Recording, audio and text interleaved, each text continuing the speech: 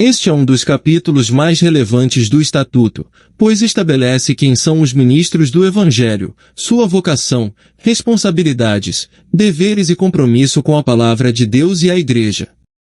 Na tradição pentecostal, o ministério é entendido como um chamado divino confirmado pela Igreja, não apenas como uma função administrativa. Capítulo 9. Dos ministros do Evangelho. Seção I. Das disposições fundamentais. Artigo 110º. Os ministros do Evangelho da Igreja Pentecostal Fé Esperança são pessoas vocacionadas por Deus, reconhecidas e separadas pela Igreja para o exercício do ministério cristão, comprometidas com a pregação do Evangelho, a edificação da Igreja, o discipulado, o cuidado pastoral e a expansão do reino de Deus. Artigo 111º. O ministério cristão constitui um chamado divino confirmado pela Igreja, sendo exercido em espírito de serviço, humildade, santidade, fidelidade às sagradas Escrituras e dependência da direção do Espírito Santo. Artigo 112º. Os ministros do Evangelho exercerão suas funções em conformidade com a Bíblia Sagrada. Segunda, a Confissão de Fé da Igreja Pentecostal Fé Esperança. Terceira, este Estatuto. Quarta, o Regimento Interno. V. O Código de Ética Ministerial. Sexta, as deliberações da Assembleia Geral Nacional. Seção 2ª. Da composição do corpo ministerial.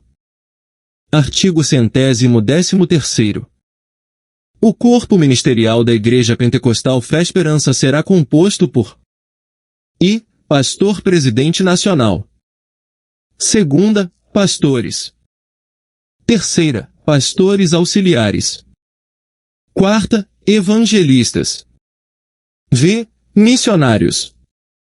Sexta, presbíteros. Sétima, diáconos. Oitava, capelães. Nona, aspirantes ao ministério.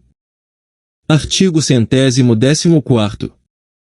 A Assembleia Geral Nacional poderá instituir outras funções ministeriais compatíveis com as Sagradas Escrituras e com a missão da Igreja, preservando a unidade doutrinária da denominação.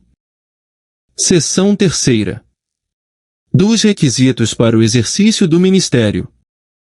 Artigo 115º. São requisitos gerais para o exercício do ministério na Igreja Pentecostal Fé Esperança.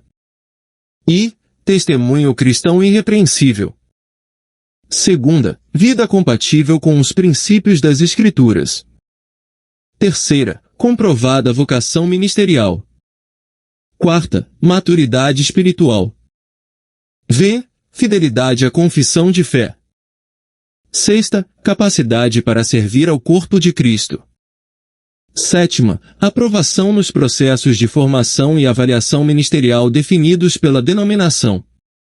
Artigo 116º. Os requisitos específicos para licenciamento, consagração e ordenação serão regulamentados em documento próprio aprovado pela Assembleia Geral Nacional. Seção 4ª. Dos direitos dos ministros. Artigo 117º. São direitos dos ministros do Evangelho. Exercer o ministério para o qual foram reconhecidos e designados. Segunda, participar dos programas de formação e aperfeiçoamento ministerial. Terceira, receber acompanhamento pastoral e apoio espiritual da denominação. Quarta, participar das assembleias e convenções, conforme este estatuto. V. Apresentar propostas, recursos e requerimentos aos órgãos competentes.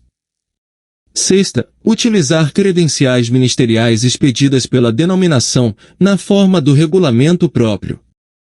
Seção V. Dos deveres dos ministros. Artigo 118º. São deveres dos ministros do Evangelho. Pregar fielmente a palavra de Deus. Segundas, zelar pela sã doutrina. Terceira, pastorear o rebanho com amor, dedicação e espírito de serviço. Quarta, manter vida de oração, estudo das Escrituras e comunhão com Deus. V. Exercer liderança pelo exemplo, conforme os ensinos de Cristo. Sexta, promover a unidade da Igreja. Sétima, respeitar as autoridades eclesiásticas legitimamente constituídas. Oitava, administrar com responsabilidade os bens e recursos colocados sob sua guarda. Nona, incentivar a evangelização, o discipulado e a obra missionária. X. Observar o Código de Ética Ministerial. Artigo 119º. Os ministros deverão manter conduta moral, familiar, financeira e ministerial compatível com a dignidade do chamado recebido, preservando o bom testemunho do Evangelho e da Igreja. Seção 6ª. Das vedações. Artigo 120º. É vedado aos ministros do Evangelho I. Ensinar doutrinas contrárias às Sagradas Escrituras e à confissão de fé da Igreja Pentecostal Fé Esperança. Segunda, utilizar o ministério para promoção pessoal ou obtenção de vantagens indevidas. Terceira, praticar qualquer forma de abuso espiritual, moral, psicológico, patrimonial, físico ou sexual. Quarta, utilizar bens ou recursos da Igreja em desacordo com suas finalidades. V. Promover divisões ou movimentos que atentem contra a unidade da denominação. Sexta, exercer o ministério de forma incompatível com os princípios éticos e morais estabelecidos neste Estatuto. Seção 7ª. Da responsabilidade ministerial. Artigo 121º. Os ministros responderão pelos atos praticados no exercício de suas funções, observadas as disposições deste Estatuto, do Código de Ética Ministerial, do Regimento Interno e da legislação aplicável. Artigo 122º. Sempre que houver indícios de infração disciplinar, a apuração observará o devido processo interno, assegurando ao ministro o contraditório, a ampla defesa, a imparcialidade e o direito de recurso. Seção 8ª. Da formação e do aperfeiçoamento. Artigo 123º. A Igreja promoverá permanentemente programas de formação bíblica, teológica, ministerial, pastoral e administrativa para seus ministros, visando ao aperfeiçoamento contínuo do serviço cristão. Artigo 124º.